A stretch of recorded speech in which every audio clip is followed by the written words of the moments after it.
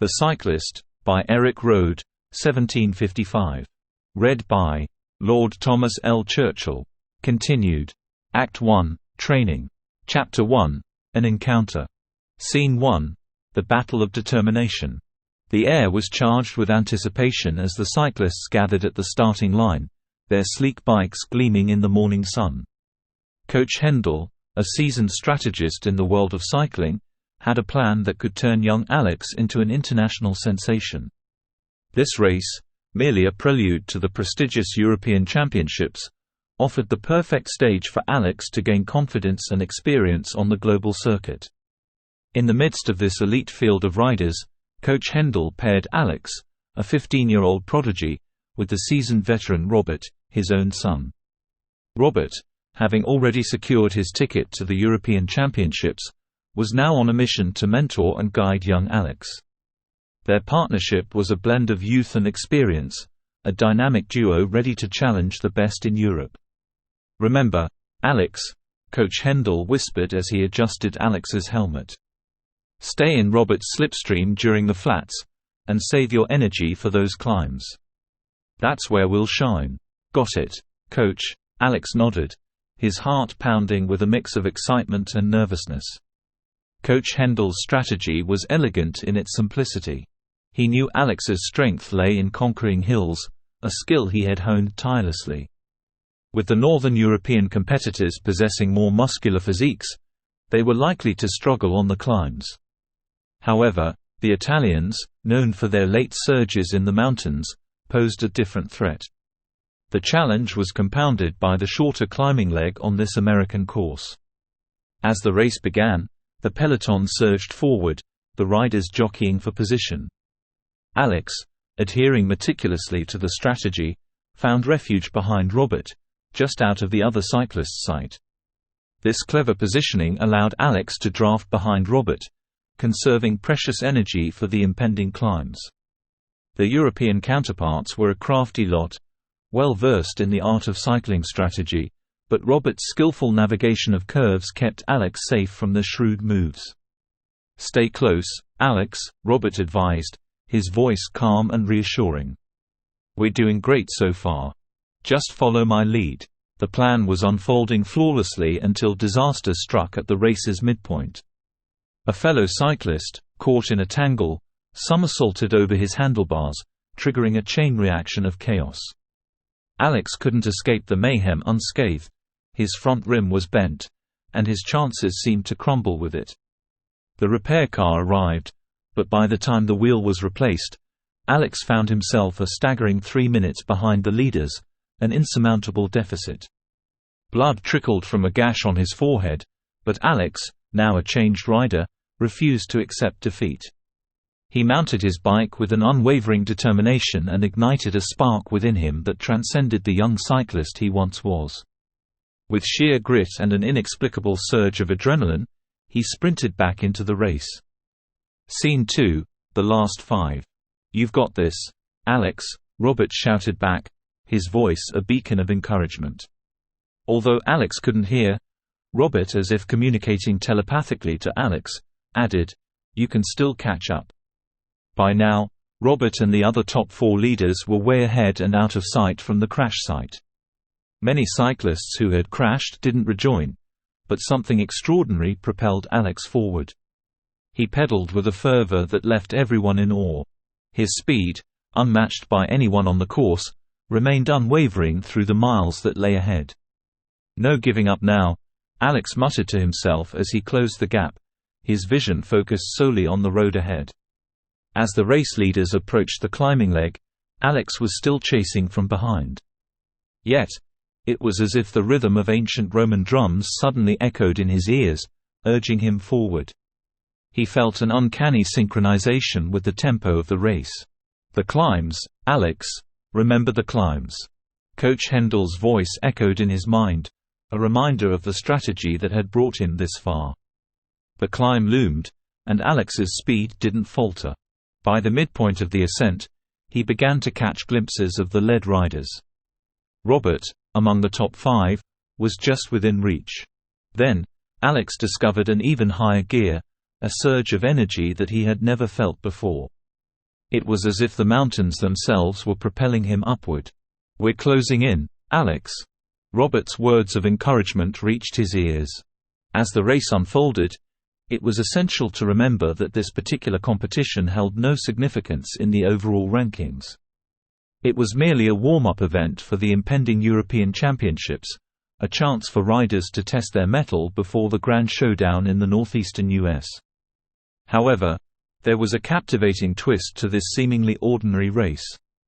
Any non-internationally ranked cyclist who managed to secure a position among the top 5 finishers would receive an automatic invitation to the prestigious European Championships.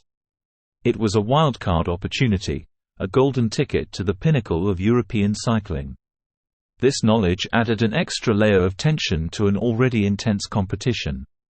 3/4 of the way up the climb, he was closing in on the top 5. The other cyclists sensed his relentless pursuit and responded with their own burst of speed.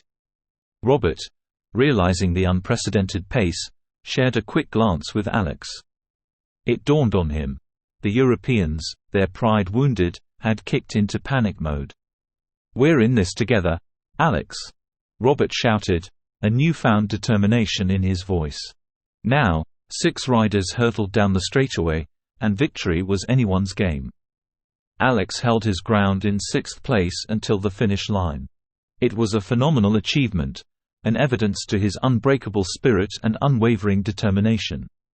"You did it, Alex," Robert exclaimed as they crossed the finish line. "You're a true champion." The top European cyclists acknowledged Alex's extraordinary performance, extending heartfelt congratulations. In their eyes, they saw not just a rival but a promising future for American cycling. Coach Hendel and Robert brimmed with pride and joy. America had staked its claim in the world of cycling. Until then, the Europeans had ruled. Scene 3, a chance encounter. A few years later, amidst the rolling Italian northern hills of the late 1950s, where the landscape seemed to breathe with history, Alex, in his early 20s and standing tall at 6 feet, with a chiseled facial contour and a lean frame, was a beacon of youthful determination. His roots might have been in the New York City streets, but here, amidst the rural beauty of Italy, he found a different kind of inspiration. As the sun bathed the fields in a golden embrace, he pedaled with the spirit of adventure coursing through his veins. With the wind tousling his short blonde hair and his chiseled features set with determination, Alex turned to his teammates and said, "Let's give it our all, guys. These hills are nothing compared to the Alps." His teammates, some of them more seasoned in the sport, acknowledged his prowess. Alex's muscular legs powered him forward with each pedal stroke, propelling him through the winding roads of the Italian countryside. His athleticism was undeniable, and it was this physical strength that often set him apart in the world of competitive cycling. His teammates echoed their enthusiasm, and together they carved through the winding roads, their synchronized movements a witness to their rigorous training. Each pedal stroke was a declaration of their commitment to the sport and the dream of conquering the European Championships. As they raced, Alex couldn't help but feel the weight of his European heritage. His father's Norwegian ancestry and his mother's German roots were deeply ingrained in his identity. He often marveled at the stories of his farming ancestors, their strong work ethic, and their connection to the land. Those values, passed down through generations, were his moral compass. During a water break, Alex said, "You know, my grandparents were farmers. They worked the land just like these folks around here. Hard work, honesty, and perseverance, that's what they taught me. It's what I bring to this sport." His teammates nodded in agreement, respecting the principles that guided Alex's life. He saw himself as a modern-day Captain America comic hero, embodying the virtues of justice, honor, and the pursuit of excellence. As the sun dipped low on the horizon, casting a warm golden hue across the picturesque Italian countryside, Alex pedaled alongside his teammates. The winding roads stretched ahead, inviting him to push his limits, to embrace the challenge that the European Championships promised. The rhythmic cadence of his pedal strokes filled the air, an evidence to his unwavering determination. But in the midst of his focused ride, a peculiar sight caught Alex's attention. Ahead, on a quaint three-wheeler bicycle, an older Italian woman named Ponti was struggling with a flat tire. The sight triggered a vivid flashback to a moment from his childhood, one that had set him on the path of cycling. Scene 4: The flat tire. Alex, his thoughts momentarily drifting back in time, his voice tinged with nostalgia, said to himself, "I remember it like it was yesterday."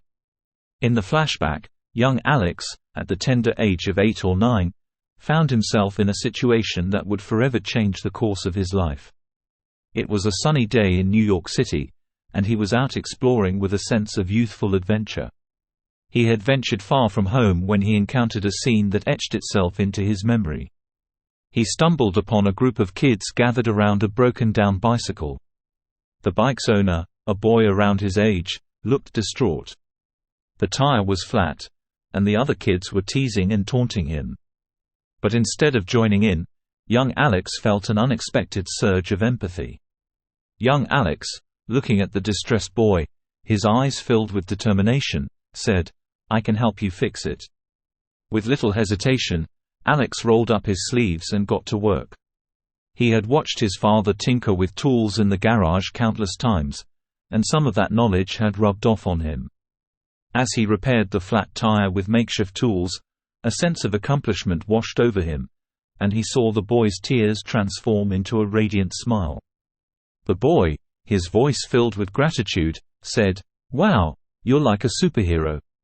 From that day on, cycling became more than just a mode of transportation for young Alex. It became a symbol of his ability to make a difference, to be a hero in unexpected moments. The memory of that transformative day stayed with him, shaping his character and instilling in him a deep love for cycling.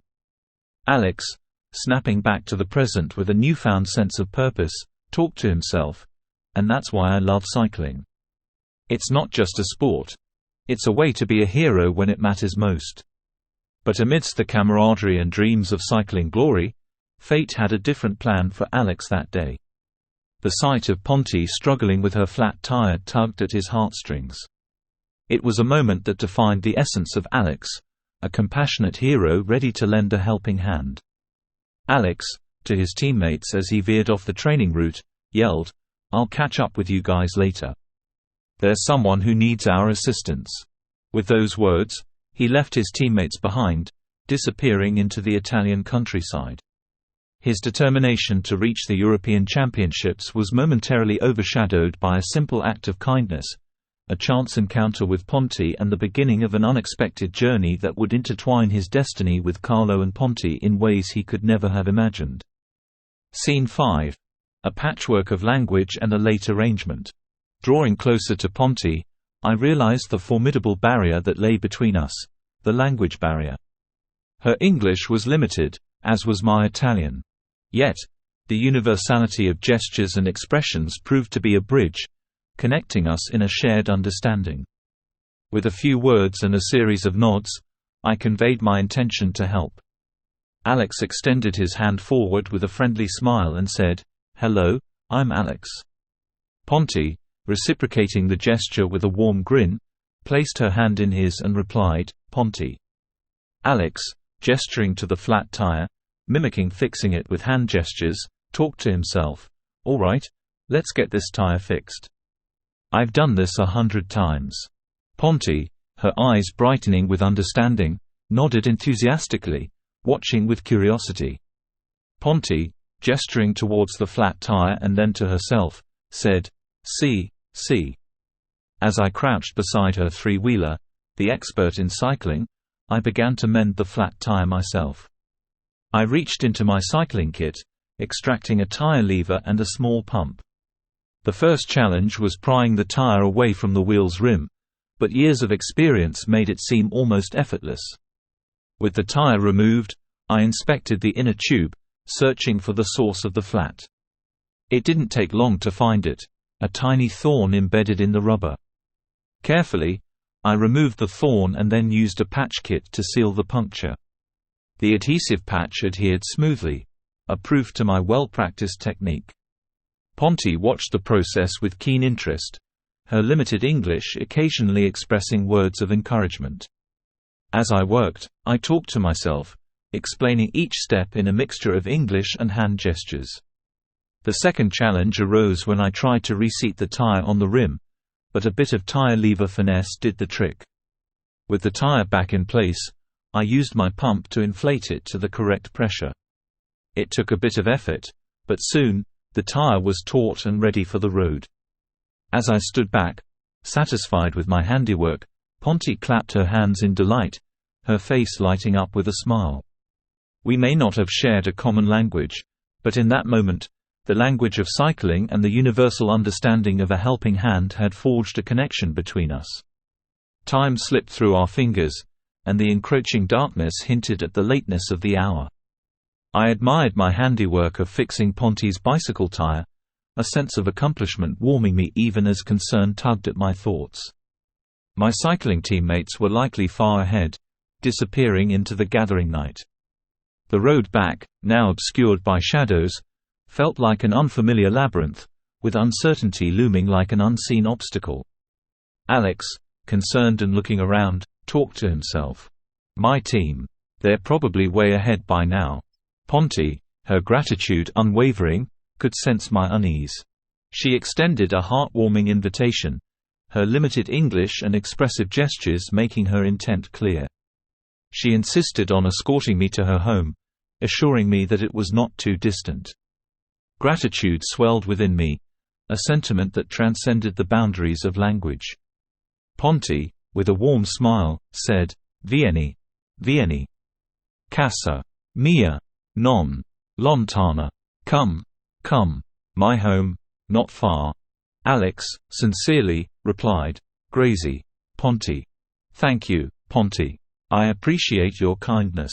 As we set off together, her three-wheeler and my road bike forged an unexpected companionship. The evening breeze carried whispers of a tale yet to unfold, and in the fading light, our silhouettes merged into a unique bond that defied words. The Cyclist, by Erik Røde, 1755. Read by Lord Thomas L. Churchill.